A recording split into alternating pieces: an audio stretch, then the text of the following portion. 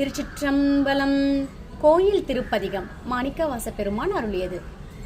மாறி நின்றென்னை மயக்கிடும் வஞ்ச புலனைந்தின் வழி அடைத்தாமுதே, ஊறி நின்றென்னுள் எழும் பரம் சோதி உள்ளவா காண வந்தருளாய், தீரலின் தெளிவே சிவபெருமானே திருப்பெரும் துறை உரை சிவனே, ஈரிலா பதங்கள் யாவையும் கடந்த இன்பமே என்னுடைய அன்பே, அன்பினால் அடியேன் ஆவியோடாக்கை ஆனந்தமாய் கசிந்துருக, என் பரமல்லா இன்னருள் தந்தாய்